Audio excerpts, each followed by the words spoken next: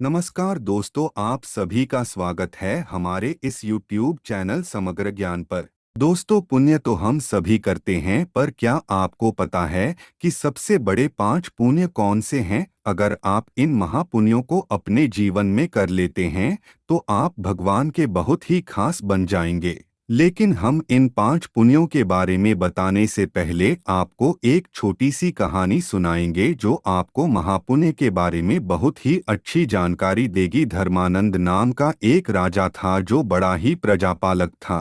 वह हमेशा लोगों के हक के बारे में सोचता था और उनके हक के काम करता था। वह इतना कर्मठ था कि अपना सुख दुख ऐशो आराम सब कुछ त्याग कर सारा समय लोगों के कल्याण में बिताता था, और वह जन कल्याण के कामों में इतना व्यस्त था कि भगवान की भक्ति और पूजा पाठ के लिए भी समय नहीं निकलता था। एक बार वह राजा सुबह ही जंगल की ओर घूमने के लिए जा रहा था। तभी रास्ते में एक मानव को देखा। राजा ने उस दिव्य मानव को नमन किया तो उस दिव्य मानव ने अपने बारे में बताते हुए कहा कि वह भगवान का दूत है। उस दिव्य मानव के हाथ में एक लंबी चौड़ी किताब थी। एक बार वह राजा सुबह ही जंगल की ओर घूमने के लिए जा रहा था। तभी रास्ते में एक मानव को देखा। राजा ने उस दिव्य मानव को नमन किया तो उस दिव्य मानव ने अपने बारे में बताते हुए कहा कि वह भगवान का दूत है। उस दिव्य मानव के हाथ में एक लंबी चौड़ी किताब थी, जिसे देख राजा ने उससे पूछा, भगवान आपके हाथ में यह कौन सी पुस्तक है?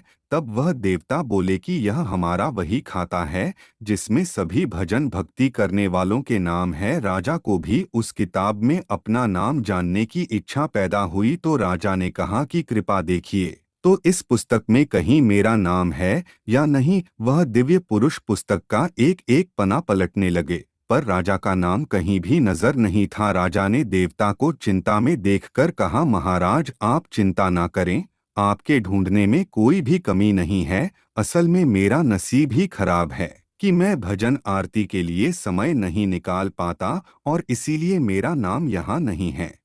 उस दिन राजा के मन में आत्मग्लानि सी पैदा हुई, लेकिन इसके बाद भी उसने इसे अनदेखा कर दिया और पुनः परोपकार की भावना लिए दूसरों की सेवा करने लगे। कुछ दिन बाद राजा फिर सुबह जंगल की तरफ घूमने के लिए निकल तो उन्हें वही देव मिले। इस बार भी उनके हाथ में एक किताब थी। इस किताब का रंग और साइज में बहुत फर्क था और यह पहली वाली से काफी छोटी थी। राजा ने फिर उन्हें नमन करते हुए पूछा, महाराज आज कौन सा बही खाता अपने हाथों में है? देवता ने कहा, हे राजन, आज के बही खाते में उन लोगों का नाम है जो भगवान को सबसे ज्यादा प्यारे हैं। राजा ने कहा, कितने किस्मत वाले होंगे वे लोग, पक्का ही वे दिन रात भगवत की वंदना में लीन रहते होंगे। क्या इस किताब में कोई मेरे राज्य का भी रहने वाला है? देव महाराज ने बही खाता खोला और ये क्या पहले पेज पर पहला नाम राजा का ही था। राजा ने हैरान होकर पूछा, महाराज मेरा नाम इसमें कैसे है?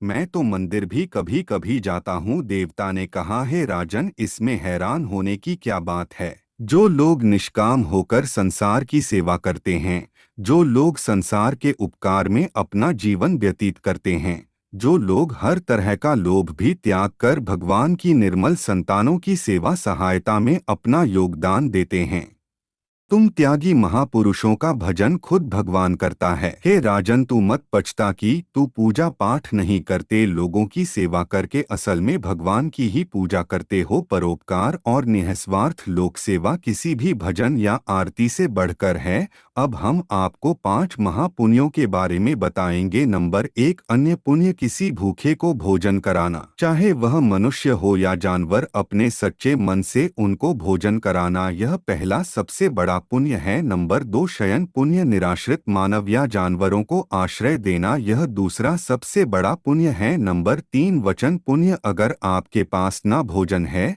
और ना धन है किसी को दान करने के लिए, तो आप अपने निर्दोष वाणी से, वह अपने मधुर शब्दों से किसी के दुखों को सुख में बदल सकते हैं, मतलब उन्हें सुख दे सकते हैं। नंबर 4, नमन पुण्य, अपने से बड़ों व छोटों के प्रति निम्रता व्यवहार रखना, यह सबसे बड़ा पुण्य है। बड़े बुजुर्गों के चरण छूने से ही आपके पाप पुण्य में तब्दील हो जाते हैं। नंबर 5, मन पुण्य। मन में सभी लोगों के प्रति सुख की भावना रखना और अहिंसा का पालन करना बड़ा पुण्य है। मेंटल पुण्य वह है जो आप अपने पवित्र मन में वेश मुक्त चितक व दिमाग के उच्च विचारों के साथ करते हैं। तो दोस्तों, आज के लिए बस इतना ही। मिलते हैं एक नई वीडियो में, तब तक के लिए नमस्कार।